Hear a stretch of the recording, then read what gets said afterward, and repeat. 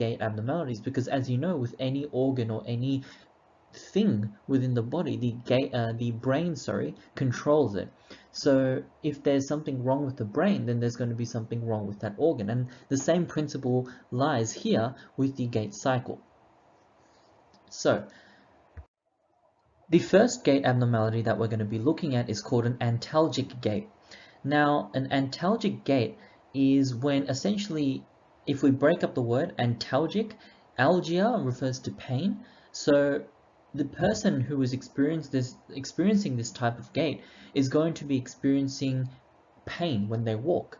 So as you can see in the GIF in the center of the slide here, the man is walking away from the camera, and if you can notice something about the way that he's walking, you can see that he spends a lot less time on his left leg than he does on his right leg. So have a look at his leg as he walks here.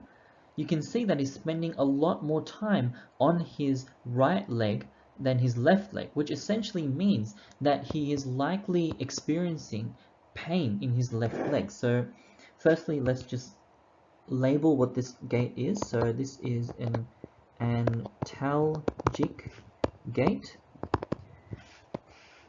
and specifically looking at which leg is affected here. Since the left leg is affected, we would call this a left-sided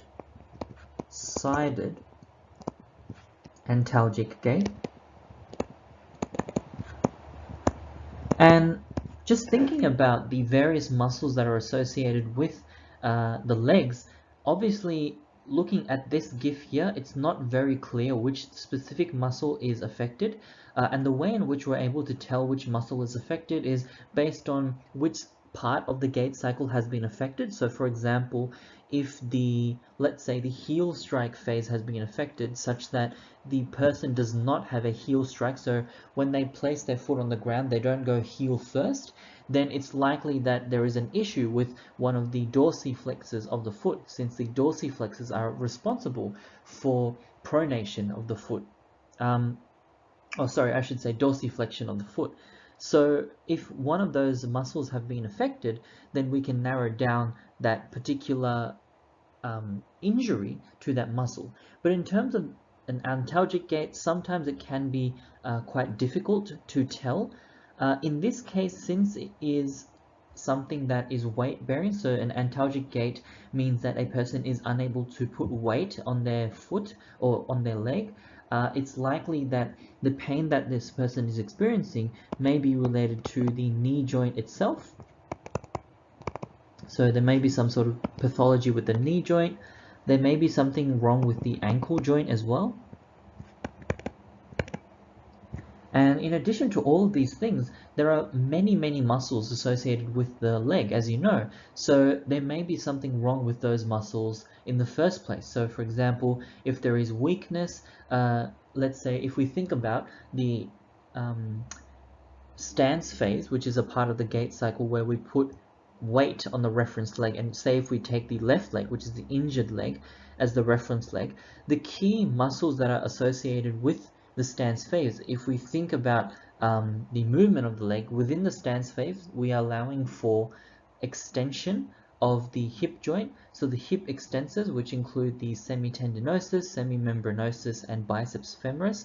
So there may be something wrong with the hip extensors. So some sort of hip extensor injury. Another part of the stance phase is knee flexion. So some of the knee flexors may be associated with this particular condition. So these may include, say for example, the muscles that we talked about before, so the biceps femoris and semitendinosus, but other muscles that are associated with that small knee joint as well. Now this is a weak muscle, but the popliteus may be associated as well. So hip extensors and knee flexors. So as you can see, there can be many different causes of an antalgic gait, and therefore we can get many scenarios or many situations when we're actually having this presentation. And this is where the asking for the patient to perform the gait cycle is very important, because the gait cycle is a very easy thing to assess. You are assessing it when the patient is walking towards you from the waiting room to your consultation room. You can even ask the patient to perform their walk when they're in your consultation room. So performing the gait cycle is very easy, and therefore assessing for an antalgic gait and asking after that for the patient to perform specific